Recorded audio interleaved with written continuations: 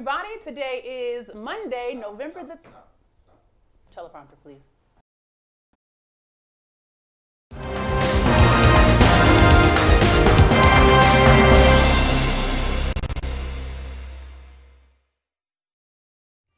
Hey, everybody. Today is Monday, November the 13th, and you are watching FCN Prime News. I'm Trezene, your anchor for tonight, and we are going to have a good time bringing you this news, your current events, your politics, business, sports, and pop culture from a perspective that matters to you, the global majority. We are nearing some great milestones here at FCN on our social media platforms. We are almost at 100 subscribers on our YouTube page. Yay!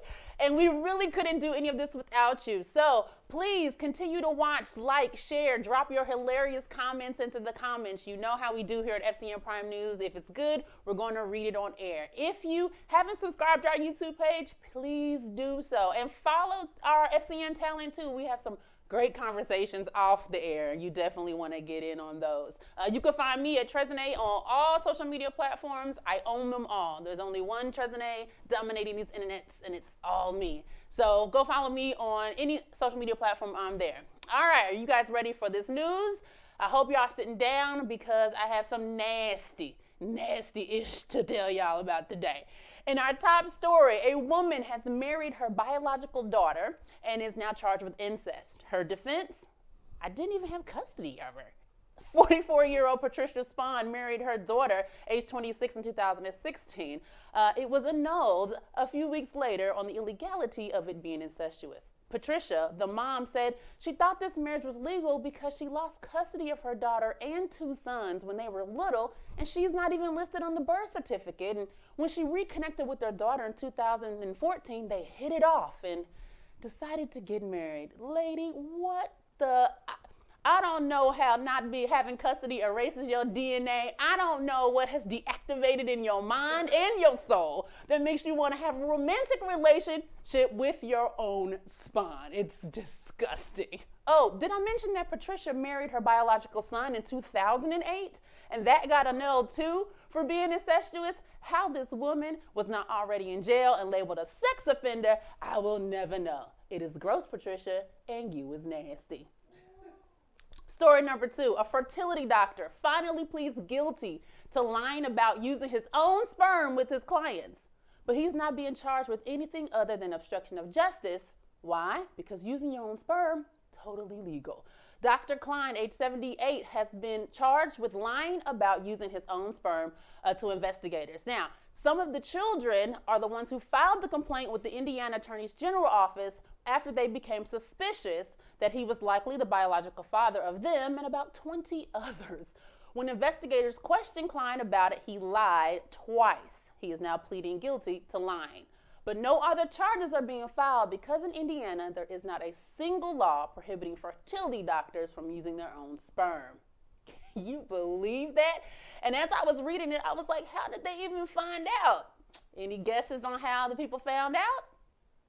Ancestry DNA tests. Yes, the people were taking ancestry DNA tests and it linked them all together, and they were trying to figure out how are we linked, and the sole thing was all of their mothers got treatment from this doctor. Listen, ancestry DNA is destroying family trees. It is telling all the secrets, all the tea. So yeah, if you haven't taken a test, go ahead and see what you find out. In other WTF news, Roy Moore, who's the former Alabama Chief Justice and is a current U.S. Senate candidate, he's been accused of having sexual relationships with 14-year-old girls. Sean Hannity on his show supported this decision, saying, hey, if a 14-year-old girl consents, it's all right. Mr. Hannity, in a country where minors can't even drive, they can't legally consent to contracts, I don't know how they can consent to having sex with a grown man. All right, so when he said that, one of the advertisers, Keurig, decided to pull their advertisements off of his show, and white people got mad. They were sharing videos on Twitter of them destroying their Keurigs. Here's a disturbing and perplexing video, though, right here.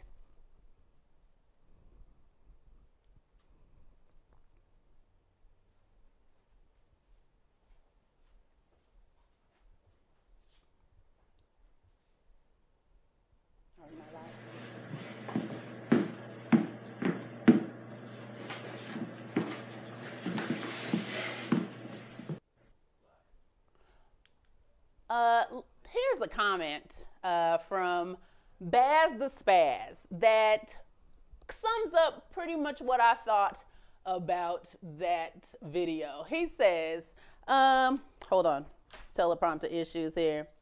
He says, let me read it from here. You expose yourself to a coffee machine to protest the company pulling advertising from a show that supports a guy who exposed himself to pubescent girls. Yeah, my second thought was, is he about to R. Kelly this Keurig machine? I don't know. It was pretty gross. But you know what? Here's the thing, Keurig. I support you for taking your advertisements off the show, but I have top 5 reasons you should bring that advertising money right over here to FCN. Top reason number 5. Our interns don't come to work, Keurig. They don't. And I read an article that millennials love fancy coffee machines. So if you partner with us, we can strategically place your machines around the studio so they can stay and do some damn work. Number 4, speaking of millennials, Keurig pods are like trying to date in modern times. Delicious for one-time use and then discarded. And I think millennials can relate to that too, you know, help spread the love around.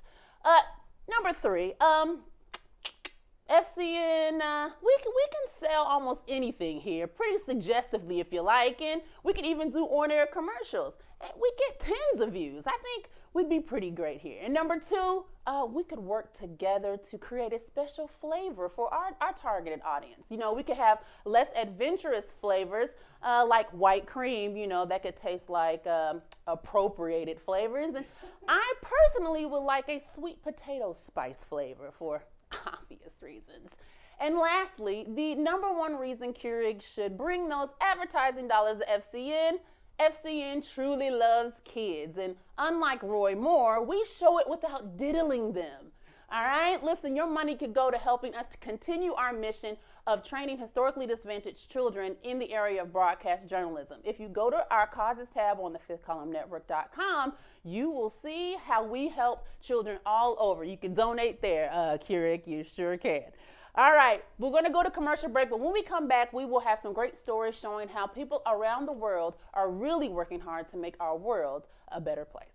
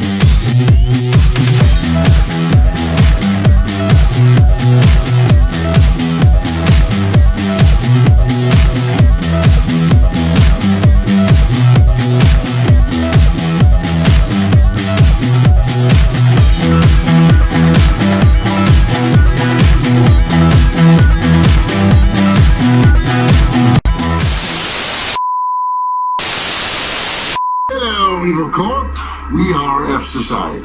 Over the years, we've been watching you. Your financial abuse of the poor, your corruption of governments, your cover-ups of the murder of innocent, ordinary citizens, all for the sake of profit. This is why we at F Society have decided you must die. We are malicious and hostile. We do not compromise. We are relentless. We will not stop until every tentacle of your evil monstrosity is sliced off at the nerve. Consider yourself warned. And welcome back in Prime News. We've got some good stories for you. In the country of Peru, they've done a little thing different with their nation's beauty pageant. Instead of coming out on stage to introduce themselves and their measurements for their sizes, they decided to do a little something different. Check out this clip of these incredible women in their live broadcast of their pageant. Mi nombre es Camila Canicova y represento al departamento de Lima. Mis medidas son 2.202 casos por feminicidio reportados en los últimos 9 años en mi país. Mi nombre es Karen Cueto y represento a Lima. Y mis medidas son 82 feminicidios y 156 tentativas en lo que va del año. Mi nombre es Melody Calderón y represento a la libertad. Y mis medidas son el 81% de agresores a niñas menores de 5 años son cercanos a la familia. Mi nombre es Samantha Batallanos, represento a Lima y mis medidas son: una niña muere cada 10 minutos por producto de la explotación sexual. Juana Acevedo, y mis medidas son: más del 70% de las mujeres de nuestro país es víctima de acoso callejero. Mi nombre es Kelin Rivera y represento a Arequipa. Mis medidas son 6.573 casos de violencia a la mujer son registradas en mi región.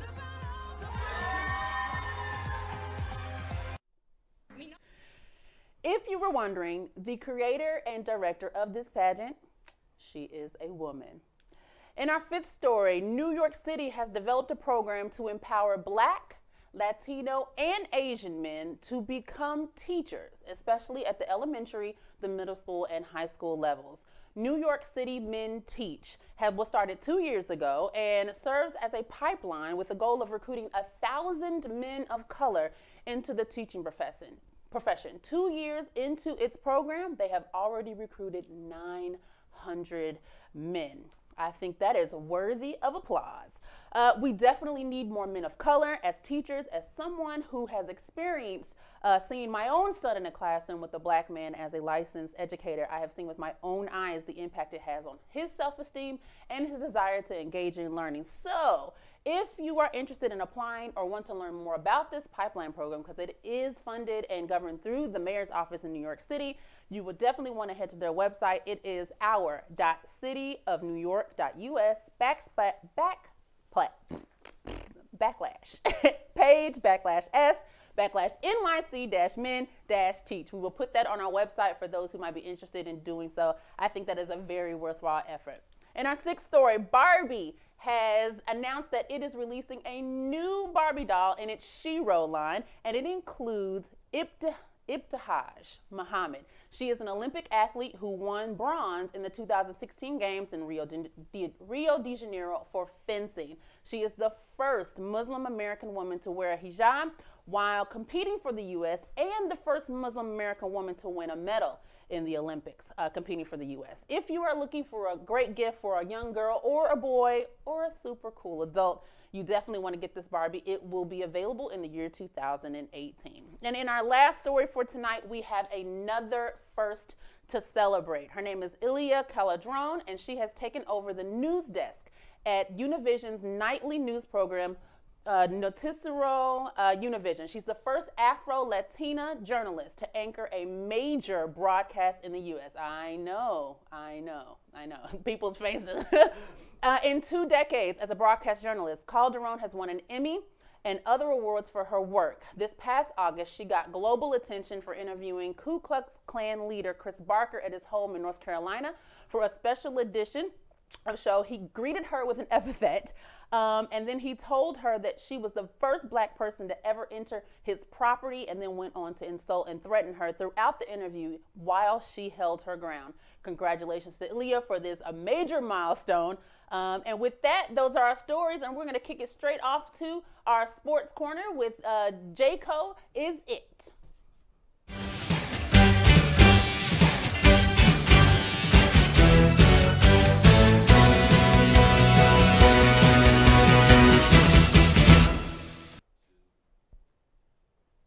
Hey, and welcome to FCN Prime News Sports. I am J-Co. You can follow me, as Tresene said, at J-Co Is It. And in our top sports story of the night, we will be talking NBA. Haven't really got into it. Wanted to let the season get going a little bit, but now we're going to have a nice discussion about the National Basketball League. Baseball's all the way over. Nobody cares about football. So here we go. In our biggest surprise of the season, the Boston Celtics are #1 in the East and one of the top teams in the league. Now, preseason, this wasn't a surprise, but as we all know, Game 1, Gordon Hayward broke his ankle, and that is a literal break in half, and will be out for the season. Boston Celtics are still holding strong. We got some power rankings here. I checked out 4 different power rankings we have two sites that rank Golden State still as number 1, the returning champions. Boston is number 2, Houston as number 3. There's one, USA Today actually names Boston the top team in the league with Golden State 2 and Houston 3. And then ESPN, they're going Golden State, then Houston without Chris Paul. They're still on top as far as records go. So can't really argue with that. And then Boston, number 3. Now my question here is, though, as Golden State and Boston prepare to match up on the 16th, does anyone really care about this matchup? Is this an exciting time for basketball? Are Boston, are they really even contenders? Last year, I think they had the number 1 record in the East and still got completely dismantled by Cleveland. Yeah, there's been some changes, but even still, with LeBron at the helm playing the way he is, that team's getting itself going. Isaiah Thomas has not played, so they're dealing with an injury as well. Who cares about Boston versus Golden State? I think nobody. I don't care. I think Boston is probably the only team and the only fans in the league that are actually hyping this matchup up. But, we will see. I think Golden State's going to win this game. No problem. It's probably more of a Brad Stevens coaching job to this point that Boston has their 12-game. Might I add, they have a 12-game win streak after losing their first 2. So congratulations to them, but I wouldn't expect them to end the season as the number 1 team in the East. Now, I do have a couple teams to watch here as we enter in about Game 15 for each teams. The thing about the NBA that's different from any other of the major sports, in case you didn't know, one player can pretty much change the entire team. It's kind of hard to do that with baseball, with football, unless you were a missing piece away, but then that just puts you from playoff to championship. Whereas with the NBA, you could be a crappy team, you get that one right player, and all of a sudden you're a contender. So a lot of moves were made in the offseason. Some panned out, some not so much. So my teams to watch this year so far, we got the Minnesota Timberwolves. They added quite a few pieces. One of the major pieces was Jimmy Butler, who got acquired from Chicago. The Milwaukee Bucks just acquired Eric Bledsoe. They're 2-0 with him starting. They are definitely a team to keep an eye on. They still have one of the top defenses in the league. Adding Bledsoe's offense is going to be a major addition for them. I will keep my eye on New Orleans. Seems as if for now Anthony Davis and Boogie Cousins are starting to gel. They are the number 1 and number 2 points in the paint in the entire league. That's a lot of points in the paint. They may want to, and the Reggie Matches actually tweeted about this, they may want to just go ahead and get rid of Drew Holiday. He might be more of a liability, especially with that contract. They might be able to upgrade at guard, getting rid of him and adding just someone who's a team player who can be at least a plus instead of a minus while they are in. Then I've got Orlando. Surprise, surprise, Orlando is doing quite well. They got a winning record. They are scoring. They're one of the top scoring teams in the league. So to keep an eye on that, are they real contenders? No, I wouldn't say so, but still fun to watch. So that's my breakdown. Oh, I'm sorry, one more. New York, the New York Knicks. I'm just kidding. No, nobody wants to keep an eye on New York Knicks. But speaking of the New York Knicks, my man, Bron, made a nice little interesting comment. Now, he said that New York should have drafted Dennis Smith Jr. instead of, Frank Ntilikina in the draft in 2017. Instead, Smith Jr. went to the Dallas Mavericks. Now, apparently, some people took exception to that, and then Enes Kanter, player for the New York Knicks, who is kind of an outspoken guy, did not like what LeBron said, so he stood up to defend Frank. LeBron clarified, saying this was actually a jab at Phil Jackson. So he wasn't going after the New York player, saying, nah, he's not a good player. He was saying, nah, Phil Jackson, you messed up again. Now, was he telling the truth? You know, LeBron is not, he'll say stuff, but he won't stand up a lot of the times when someone is pushing on him, like, okay, you know, I didn't mean it that way. I'm a nice guy. I'm not trying to down nobody. Who knows? So I got a couple of tweets here. Some people said at _ say hey kid, Bron low key just might go for 40 tonight. All this interaction between him and Enos. Bron already performs in Madison Square Garden, so I'm inclined to agree. At Robin Lundberg said Cavs Knicks got way more hype than Monday Night Football. As I stated before, don't nobody watch football anymore. It's on the downslope. NBA is on the up. So everybody watch that game tonight. It's going to be a good game. And finally, at Bird Writes NBA, I love Enes Kanter forever. Bron's right. He talks a lot, but it's fun. He's a WWE fan who basically just always cutting promos. I love that tweet because he's like, look, man, he can talk, yeah, but it's fun. That's one of the things that gets people interested in these matchups, which is why the lowly New York Knicks, regardless of their record, the 6-7 Cleveland Cavaliers, who haven't gotten their crap together, is still a more exciting game than the top two teams in the league playing on Thursday. And moving on, I just want to mention, I won't go far in because on Thursday I went in on my man Kaepernick and the NFL, but I did want to mention that GQ magazine named Colin Kaepernick Citizen of the Year for many reasons that I've stated on here before. The article was written in the voice of others, so Kaepernick did not actually get quoted much in this article. Filmmaker Ava DuVernay, activist Carmen Perez, and his former teammate Eric Reed all discuss the kind of person he is. One very interesting quote about this I'd like to read from Harry Belafonte, who was himself an activist. He said, in my 90th year of life, to see people like Colin Kaepernick having gotten the message and carrying the cause forward is the greatest reward I could ask for. Colin is a remarkable young man. The fact that he spoke out on police brutality against young black men, I thought it was absolutely admirable. I'm prepared to do anything it takes and whatever steps I can to support him if his insanity continues. A lot of that article, I didn't read the whole thing, but it was stressing the fact that Kaepernick, again, as I mentioned last week, was stressing on the injustice in the world and not anything about the flag, anything about patriotism, or about our troops. And in our final story, this happened a couple weeks ago. Hong Kong was granted the 2022 Gay Games. So this is Gay Olympic Games. I'm going to go into a little bit about what that is and what that means. It's the 11th annual Gay Games. It's going to be in Hong Kong. Hong Kong, the reason this is significant, is the first Asian city to ever host these games. Events in the Gay Games are a lot like the Olympics. You got basketball, diving, judo, tennis, things like that.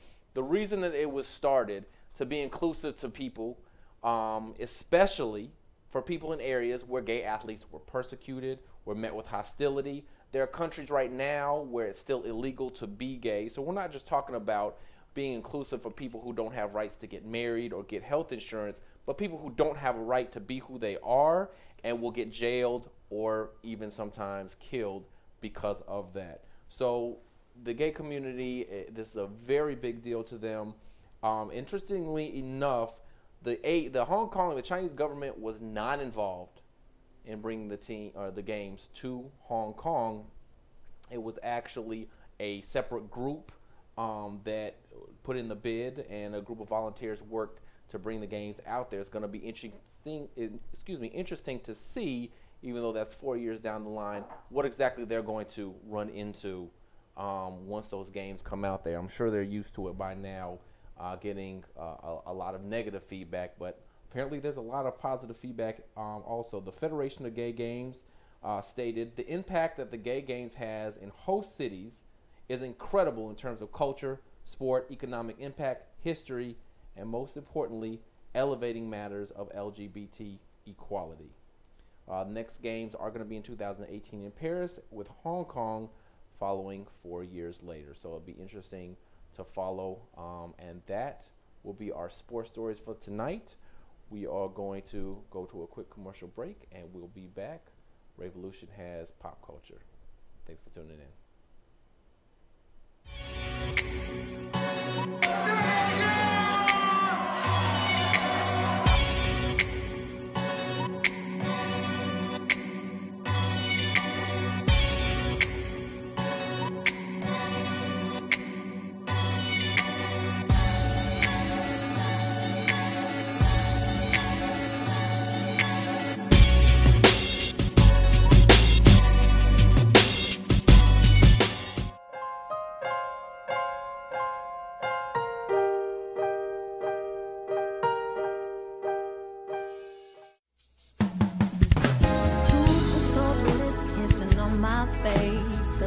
question needs to be yours or my place.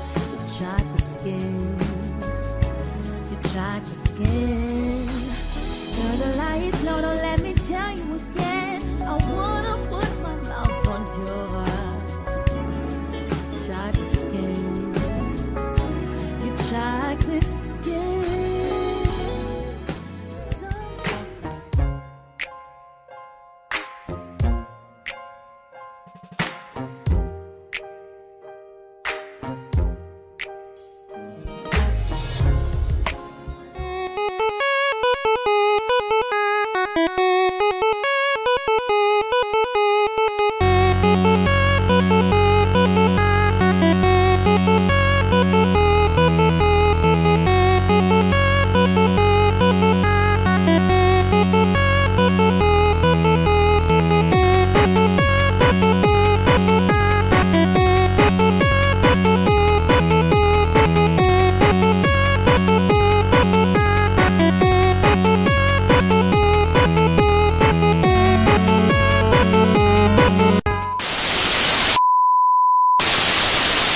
Hello, Evil Corp. We are F Society. Over the years, we've been watching you. Your financial abuse of the poor, your corruption of governments, your cover-ups of the murder of innocent, ordinary citizens, all for the sake of profit. This is why we at F Society have decided you must die. We are malicious and hostile. We do not compromise. We are relentless. We will not stop until every tentacle of your evil monstrosity is sliced off at the nerve. Consider yourself warned.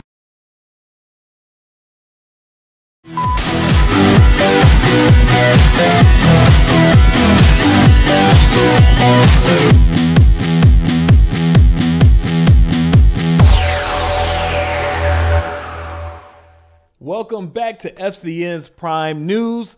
I am the Revolution, and it is time for your hot pop culture injection. I don't know what I'm talking about. I just tried to come up with something. Improv Jesus is still Improv Jesus. You know, every loaf couldn't feed a village, and every glass of water you bring to Improv Jesus can't be turned into wine. At best, Kool-Aid, but, you know, I mean, I'd take Kool-Aid over wine if that's what you're offering. That's what's on the table. I mean, as long as it ain't flipped over because Judas punk ass is out here snitching. Shall we get started with our first pop culture news story? I know you're like, hurry up, dude, so we can wrap this up and go watch something else. Our first story is actually for everyone out there that are fans of the critically acclaimed NBC show This Is Us. Actress and star Mandy Moore has actually said this week's episode that airs tomorrow is going to become dark. Darkness, everyone. Darkness. Mandy Moore has said the next 3 episodes are sort of a trilogy, and they go into some deeply dark places.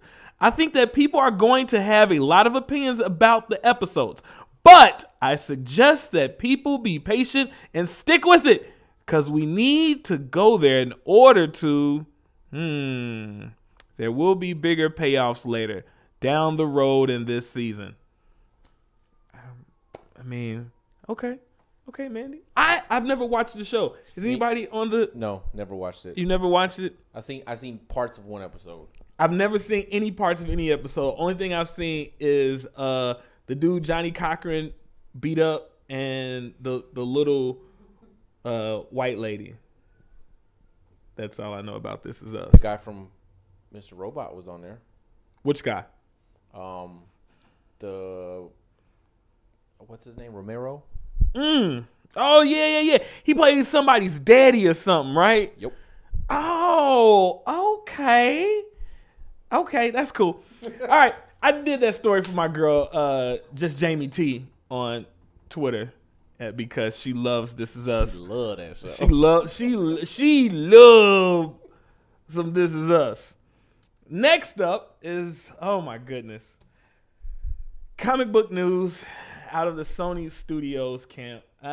Well, as you see on the OTS over here, Sony Studios is developing a Morbius feature film centered on the anti-hero Morbius the Living Vampire. He was an anti-hero? Yeah, he became an anti-hero. His first appearance is actually the Amazing Spider-Man 101, the first story not written by Stan Lee. For you nerds out there who love trivia, you might win one of those trivia games you go to in your local pub. Nevertheless, I am concerned about this film. Let me explain why really quickly. The writers of this upcoming project is Burke Sharpless and Matt Shazama. What do they find these beautiful non-slave owning names? These two have recently worked on the mega global net blockbuster summer spectacular known as The Power Rangers. I kid. The movie barely grossed $85 million on a $100 million budget domestically. Let me tell you, the duo. Wait a minute now. These two guys also tackled vampirism with Dracula Untold. That blockbuster. Okay, no. Sure. And The Last Witch Hunter. The last one that they did, or the name was Last Witch Hunter? Okay. Oh, wait a minute. Hold on. Listen. These guys are the right men for the job. They are the right. Listen. What we got? They are the right men for this job to take a G-list character and build a tentpole franchise around. Ladies and gentlemen, these two ass butts have written. Listen. Easily the most stellar, dynamic, smartest picture show I'd ever seen. It was totally inclusive. It was totally accurate by all historical accounts. Ladies and gentlemen, Gods of Egypt. Which Gods of Egypt? Oh, yeah, the Gods of Egypt. no. The one that was panned by all of Black Twitter. They dragged it. They Black Mama dragged it, just whooped its ass and dragged it into the house. They wrote God, and these are the guys that they want to. Yeah, this is the vehicle for them, Morbius. Yeah, this Morbius. Is it. I'm calling it right now. You calling it? $37 million in the first weekend. You're overestimating. You saying the 37 pesos in Mexico for the first weekend? Because that is what are you, Sony? What are y'all doing? Seriously, you all are jumping the shark. Morbius. Venom, you already messed up with Venom. Venom is supposedly not in the same universe as Spider-Man, who is completely attached to Spider-Man. Like, his whole origin story is surrounded around Spider-Man. So how are you gonna? Oh my God! Y'all don't listen to me when I tell y'all that your favorite studios in these comic movies is jumping the shark, and that junk is gonna be stupid. This is gonna be stupid unless they go somewhere and try to blade it. I could see them trying to blade it with some white dude with the Morbius. He got that pig nose. He looks like Kevin Bacon. Yeah, It's not happening. It's happening. Oh, it's happening. What's happening? Speaking of happening, my last story, ladies and gentlemen, all the jokes aside, I have some really sad news. Because of Injustice 2 coming out, the Ninja Turtles have been added to it, but we have some horrible breaking news.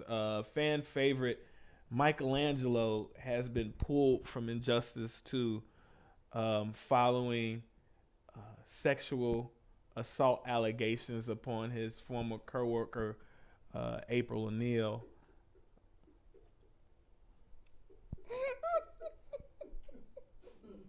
My heart goes out to Miss O'Neil, and I just want to say this, Mikey, you're the worst kind of predator out there. Why don't you go back to the foul-smelling, rat-infested sewers that you crawled your mutated ninja ass out of? Keep your three-fingered hands to yourself. You pig. April, We stand with April. We stand with April. My heart and my prayers go out right now to April and them. I'm the Revolution. I gotta hurry up and get out of this quick. This has been Pop Culture Prime News. Have a blessed night.